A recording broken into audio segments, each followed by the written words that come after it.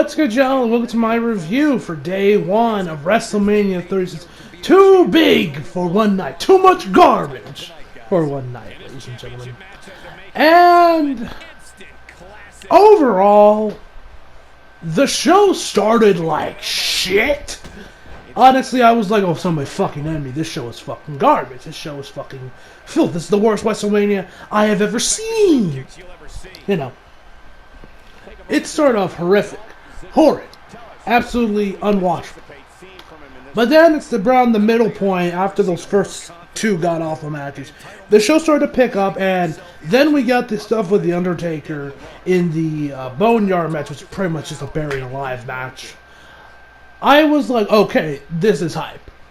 Now, so overall, I would say the show was good, but the Seth Rollins match, as well as the Boneyard match, made this show, this day one, great. Those two matches in particular redeemed the show. So without further ado, let's just jump right in. Now, I'm not going to talk about the fucking pre-show matches, because why would I? They did the whole thing with American the Beautiful, which actually they did it in a way where they where they pretty much just like edited together all the different people who have said it and throughout the different WrestleManias and just threw it there. Now I didn't watch it because I was downstairs making myself some popcorn while that was airing, so yeah, I didn't even watch that.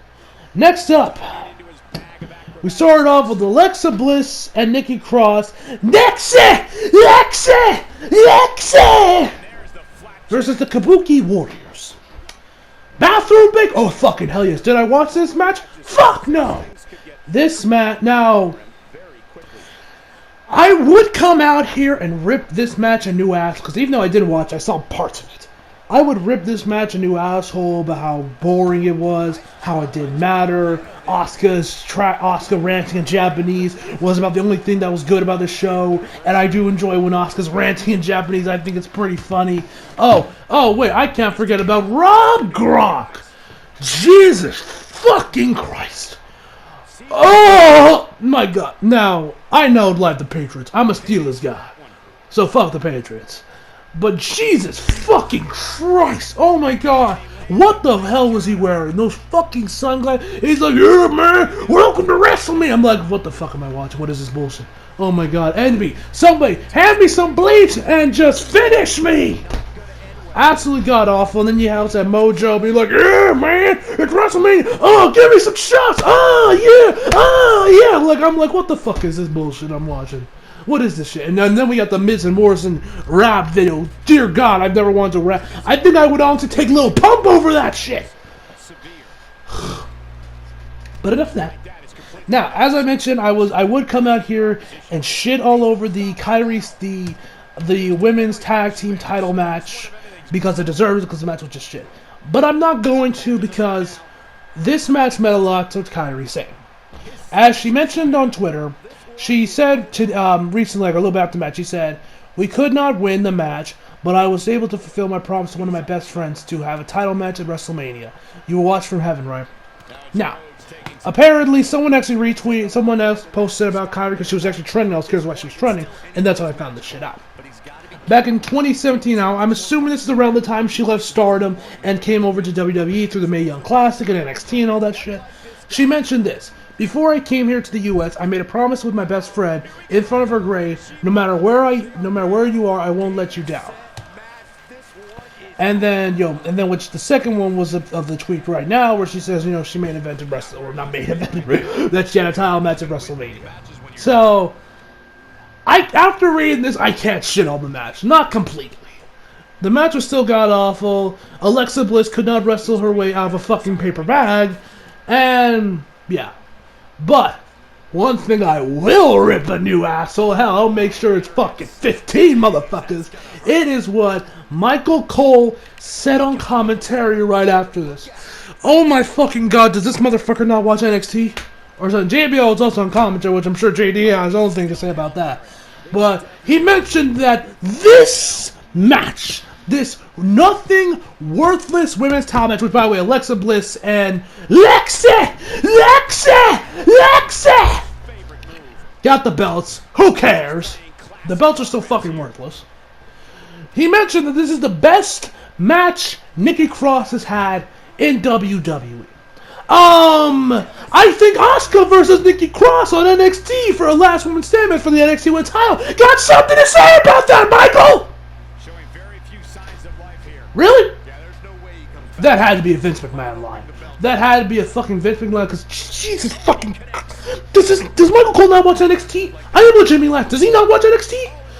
Because, and then I got some people on Twitter who say, oh man, the match was good, and then I told them, like, yo, kindly go watch it, pull the network. Now, you know what? You know what I'm going to do after I'm done recording this? After I watch James' review, I am going to pull up the WWE, because the network is actually free. Free, I know when I say free, I mean free. You just need to sign up an account and boom, you can pretty much watch almost all the WWE pay-per-views and the most recent Raws and SmackDowns, I think NXT as well, for free. You don't need to put in your credit card info or nothing. It's because of what's going on with the coronavirus and all that that you can do that. So, all of y'all that want to relive your childhood, maybe watch some NXT takeovers, because those are there as well, along with the UK ones. If you guys want to watch that, yeah, that's what I've been doing over the past, week. I've been watching old WrestleManias, been reliving my childhood, watching a couple of my old pay-per-views, and, just enjoyed it. Now, I don't know if it's unlocked. Now, I don't know if it's locked. Also, unfortunately, WrestleMania 36 was locked, so I had to go use my piracy sites to find the match, to watch the pay-per-view anyway.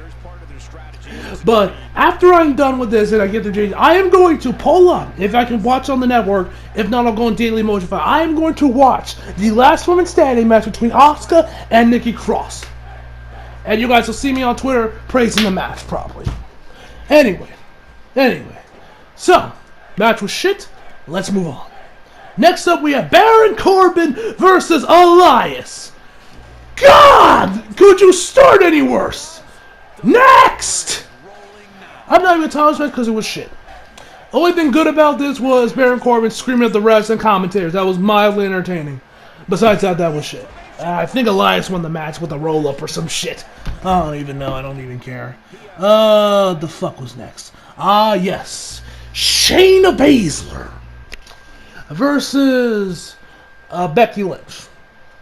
Overall, this match was good. It was a lot better than those last two matches. But when we finally saw that match, I was like, oh, thank Christ. Finally, our Lord and Savior Shayna Baszler has here to save the show. And... oh, Vince, God, I fucking hate you, you senile bastard. Oh, how much I hate you. Becky retains the title. Now, granted, it wasn't the cleanest of finishes. She kind of won it with a roll-up. So, at least, I won't shit on the match entirely, but overall, the match was good. I liked the match. Shayna looked dominant. Becky did hold her own a little bit around the end. I like when Shayna was putting in the careful clutch against the ropes. Becky Lynch also tried to get in the what does she call it? The arm breaker or whatever, that arm bar that she does. I forget what the hell it's called. But whatever she calls it, she used that. She actually used that on the ropes as well. And actually, Shane actually countered a move and was doing the whatever the move is called. I forget what Becky Lynch's finisher's called. So my bad on that. But yeah, man. So as Shayna was locking in the Karafuda clutch, and Becky was moving around. She also tried to do that powerbomb spot she does, where she just slams someone into something. I love that Shayna's doing that now. Please keep doing that, Shayna. I absolutely love that move. But so she was locking in the Karafuda clutch, and while she was doing it, Becky managed to counter it, and just where she rolls on top of her, and the ref count the 1, 2, 3, and she retire. And now, if you guys might remember back at I think it was Hell in a Cell 2018, between AJ Styles and Samoa Joe had a similar finish, but that one was also with AJ tapping, and then Samoa Joe's like, oh, he tapped, I should be champion, this, that, and the third. So with that, I'm not too pissed off about the ending of the match. What the hell? Disarmor. That's what the hell the finish was called, the Disarmor. But yeah, so I won't shit. So overall, I thought the match was good. A decent women's match. Nothing spectacular. Nothing like, oh, you need to go out of your way and watch it. But it was good for what was definitely the best match on the card at that time. Not a big fan of the finish. Maybe they're gonna give her the belt at SummerSlam. I would hope so, but. Fucking Vince, she comes here for the main roster, she dominates the Elimination Chamber, which honestly I actually loved that, I actually really enjoyed that, and then she doesn't win the title at WrestleMania. What the fuck is this bullshit? Oh, that's Vince for you, senile bastard. Anyway, what was next? What the hell was next? Oh yeah, the triple threat ladder match.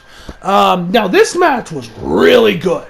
All these guys came out here. They wrestled like they were actually wrestling in front of 80,000 people, even though there was nobody in the PC.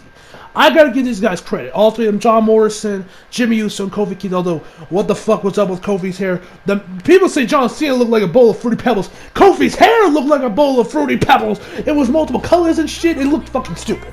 But I didn't like when he dyed his hair blonde. I hate it even more so with all these additional colors. But whatever. So anyway, the match itself was great. These guys went out there. Now, there were no crazy ladder spots. No one went through a ladder, unfortunately, which I thought would be cool. Maybe if we were actually in the stadium, they would have done that. Which makes me kind of curious of what's going to happen with WWE 2K21. If they're actually going to maybe Vince will give them the blueprints for what he was going to do for the stage for WrestleMania, and they'll put it in the game, or they might just go with the PC look. I'm not sure. I don't know, but it's something to think about at least. But yeah. Anyway. There's a lot of cool stuff in this. Like you actually had John Morrison do a tight. You had Jimmy on a ladder, and John was doing a top rope, was balancing the top rope, like a tightrope. And Kofi was going there to do like a splash on Jimmy.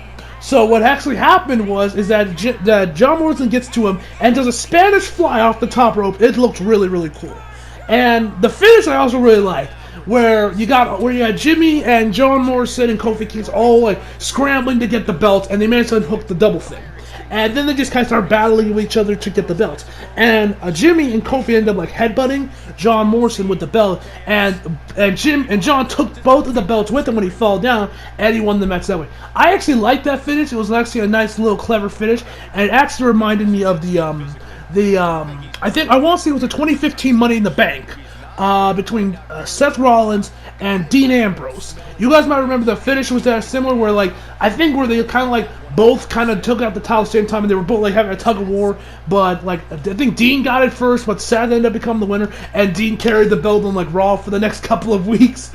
Man, back when Raw was actually good. Oh man, those were the days, weren't they? It also actually reminded me of I vaguely remember a ladder match back in like 2010, 2011, between Kofi and Dolph Ziggler, back when they were battling for the IC title, where there was also a similar ending like that, where Kofi headbutted Dolph for the title and he took the belt with him when he fell. So I actually like when the ladder matches have finishes like that. I think they're actually pretty cool, but that's just me. Great match, double match of the night at this point, and it was like, oh, thank God, the show's starting to get a little better. Next, we had Seth Rollins versus Kevin Owens, which I love that my man Seth came out, because on the promo he said on Raw, which was honestly one of the best promos he's cut in fucking years. It's probably his best one ever on the main roster in his WWE run, period. He came out and said that, when I'm under pressure, I become a god. Which I've been loving the Monday Night Messiah gimmick. I've been excited to see Seth Rollins finally started to get back into swing after he got buried last year with the Universal title. It's nice to see him back up. And after he said King I become a god, the man came out legit dressed as an Egyptian god. Which I thought he had like the robe and everything, man. It looked cool. Which makes me think, what would he have done in WrestleMania? I wouldn't be surprised the man would have descended from the heavens at WrestleMania if they actually they were actually at the Tampa Bay Buccaneers stadium. I wouldn't be surprised that's actually what they were gonna do. Yeah, I really dug that Seth came out dressed up as an Egyptian god with like the robe and everything. It looked really cool. So they have the match, and it ends in a DQ with Seth hitting him with the ring, KO with the ring bell. Ref calls the DQ. Kevin gets a mic and starts calling Seth a pussy and all that shit, which I'm sure made JT laugh. He goes in there, comes back, and they restart the match as a no DQ match. And then these two just start killing each other with like ring bells, chairs, and anything else you could think of. And one thing I did like around the beginning part of the match, when it was just a normal, regular one-on-one match, one thing I gotta get props for when there be no crowd, is that you could hear the wrestlers talk to each other, which when you hear an Oscar Ren in Japanese, it's funny. And when Seth is like, oh, or Kevin is like, oh, well, you said you were God, where is he, Monday Night Messiah, huh? And Kevin or Seth gets it right back to him when he's on the offense. It was nice, and it added a little bit more to the story of the match and made it a little bit better, in my personal opinion.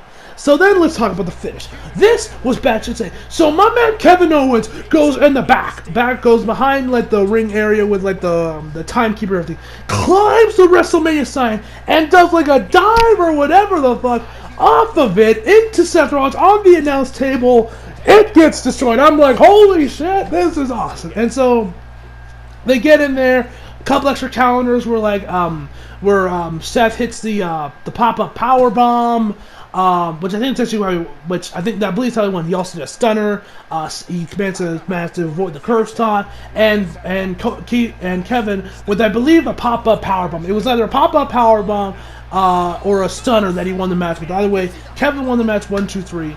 Overall, fantastic match, and definitely the second half of being a no DQ match definitely added a lot to the match and definitely made it a lot better. So, yeah. Next up, we had Goldberg versus Strowman. 2 minutes, Braun Strowman wins. The end. Next! Actually, before we go talk about the Boneyard match, let me talk about Daniel Bryan versus Sami Zayn. Legit, I completely forgot about the match. I don't know why. The match was fantastic. The match is great in its own right. But yeah, somehow I forgot about it. Anyway. So we all know about this thing with Sami Zayn being the Great Liberator and all that stuff, and he won that stuff. First off, I love that the opening of the match, a lot of it in the opening parts of the match, was just Daniel Bryan or Sami Zayn just exiting out of the ring, just staying in the outside for a while. Just trying to get under Daniel Bryan's skin. He's like, nope, I'll go back in there on my own time, and then he gets back in. They might do something, then Sami Zayn goes right back out, and eventually gets annoying. And eventually Daniel Bryan manages to catch him and brings him back into the ring. He also hits each other with Drew Gulak coming in there, taking out Shinsuke Nakamura and Cesaro, taking those guys out. And and Sami Zayn just trying desperately not to stay away from Daniel Bryan. One thing I did like was there was this part of the match where Drew Gulak was blocking Sami Zayn. He was trying to leave. And Daniel told him, no, let him go. And Drew's like, are you sure? He says, yeah, let him go. So he lets him pass. And then Drew goes up the ramp. Daniel Bryan comes charging right there and grabs him and throws him back into the ring, and they go at it for a little bit. The match still was great, like I mentioned before, but I really did the face. So Daniel Bryan goes on top of the top, goes over the top rope, and actually gets a haluva kick in mid-air. And then that's how Sami Zayn got the 1-2-3. Yeah, man. I legit completely forgot about the match. It was good, but man, I feel bad because I forgot because I love Sami Zayn and I love Shinsuke. Sami has made such an amazing heel when he keeps going out of the ring and doing all that shit during the match. It was great. And him oh no, begging, begging. And there was I can't forget this other match. There was this one part match where Sami Zayn got him where Daniel Bryan got him in the corner, and he says, "Do you think Drew's a joke?" And he legit slaps Sami Zayn. That was hype. That was anyway. Now to the Boneyard match. Then we had the Boneyard match, the main event. Now this match was fucking awesome. Undertaker hasn't looked this good since probably 2013. Legit, it's like Undertaker transported himself, his spirit, back into his 2013 body when he faced CM Punk at WrestleMania 29. The man was moving pretty good, and I gotta say, I like that it's weird hearing the Undertaker speak normally, where he's not like, I've dug 17 holes for 17 souls, When he talks to the dead man. Here he's back as the American badass, and it was great. So AJ Styles comes out here in one of those cars with coffins in them. I forget what the type of car it's called. Now, at first I thought Undertaker was going to come out here and he was going to come out the dead man and everything. And I thought it was going to happen. I was like, oh, we're not going to get the biker shit. But then the coffin opens and it's revealed to be AJ Styles. They got a theme playing. And then you hear this rock star. Now it's not Limp Bizkit, unfortunately, which I wish it was. I would have marked out if it was Limp Bizkit. And you hear, keep rolling. But whatever song they got now was badass in its own right. And I think so. Hopefully they released a full version of it somewhere and I can listen to it because that song's right. So Undertaker comes out on his motorcycle and these two start going at it. They're talking trash about, he's going on about Michelle McCool. Actually, no. I have to go back to Braun Strowman real quick. Okay. First off, the ending was bullshit. 4 spears and then 4 fucking running power slams. Because as you know, Braun Strowman can run fucking fast. I don't know if any of y'all knows, but Braun Strowman can run really fucking fast. I think I need to repeat it one more time in case y'all didn't hear me. But Braun Strowman can run really fast.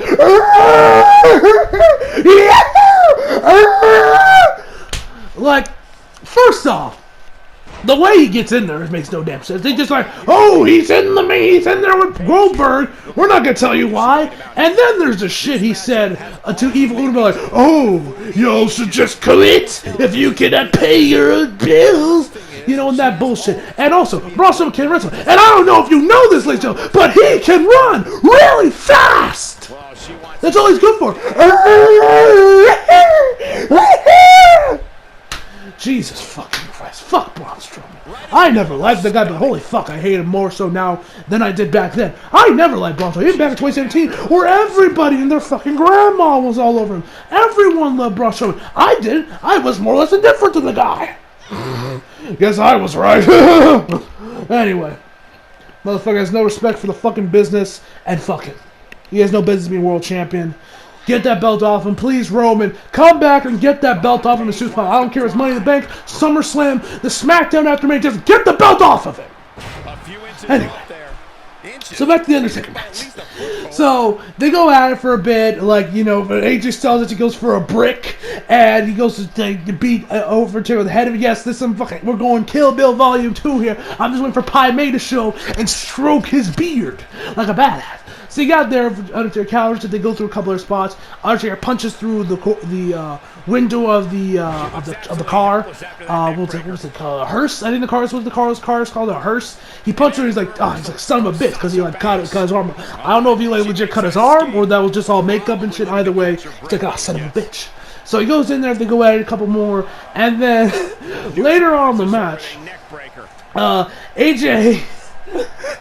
Oh man, it's like Gallows and Anderson come up because of course they were, and the thing legit turns into a western. Like you got the music, the camera angles and shit. All you're missing is a couple revolvers and a fucking tumbleweed to go right across them.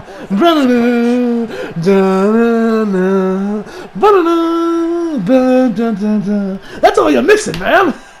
So after that, then you got like these 5 other guys in robes coming out there, which I thought these guys were coming out here to help the Undertaker, and they were going to be revealed to be like Triple H, HBK, Kane, Sting, because Undertaker was mentioning some shit about the whole trilogy, and JDX mentioned that the whole trio was part referred to HBK, Shawn Michaels, and Undertaker because of what happened in WrestleMania 28. Which I thought that was what they were going to do, but no, they were there to beat up the Undertaker as well. And then the Undertaker starts to get beat up, and he starts like wheezing. He's like, he like legit starts sounding like a zombie, and I'm like, oh shit. So then AJ hits him over the shovel, hits him with the shovel, and sends him into the grave. And so AJ's like, ha, motherfucker, I got you. You're dead, you're buried, I'm gonna bury you like your wife did, and all that shit. Trash talking. So he goes over to the tractor to dump them. To dump the dirt on top of him. Then, boom, the Undertaker appears behind him. At this point, it's all Undertaker. He gets in there, they start beating up, and AJ's running away. He's like, where you running? Where you running, Alan? Where you running, boy? It's like, it's weird hearing Undertaker just talk normally. Because I'm so used to hearing him say, like, 17 holes or 17 souls. And I'm so used to hearing him as a dead man that hearing him with, like, this biker character just kind of feels weird, but I like it. And they also announced that WrestleMania that there's going to be, like, a new documentary on Undertaker for what he does recently, which I'm very curious to watch and see if any of it means, if he even realizes that, maybe I should retire. I don't know. It's definitely going to be curious. They're going to be airing them like right after WrestleMania Day 2, so I'm definitely checking that out. Anyway, along with the Edge 24 documentary as well. Anyway. So, he's running away. They get up top of the roof of like this barn. And Gallows and Anderson come in there, they help out, but one of them gets the tombstone, the other one just gets thrown off. I think Gallows got thrown off, and Carl Anderson got a tombstone. And AJ's running away. Undertaker grabs him and choke slams him all the way to the bottom, landing on some hay into some wooden barrels. He's like, do you remember my wife's name now? Do you remember my age now? Tarnishing my legacy? I'm like, this is fucking awesome. Because first of all, Undertaker, this was the first time the Undertaker spelled like Undertaker since probably WrestleMania 28, probably WrestleMania 29. Those around those times before the whole stuff with Roman Reigns happened. It like the Undertaker legit feels like the Undertaker, And I liked it. The Undertaker looked so good, man. He looked like he did back in 2013. Now he wasn't moving as well as he was then. He's not out here doing that dive off the top rope. Jesus Christ, the man will probably kill himself if he did that. But compared to what he's been looking like the past couple of years WrestleMania, here he looks fucking fantastic. So he goes over, AJ's running away. He's like, please don't bury me. Please don't bury me. Please don't bury me. He's like, why would I bury you?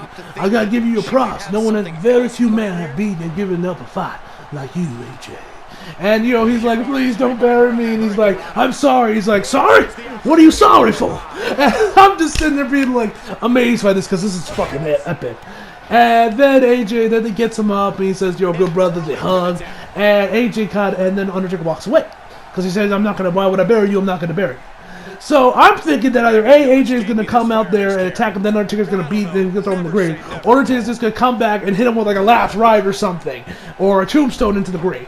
He did neither and just big boot him into the grave before he gets into the dirt onto the grave, and you just see AJ's glove kind of like coming out of the tomb. And then you see revealed what the grave was. It says AJ Styles 1977 to 2020. He gets on his bike. I think the song the song Box I'm playing, which actually is some Metallica song. I recently just figured that out. What was it called? It was like Metallica. Now That We're Dead. That's the song that was playing.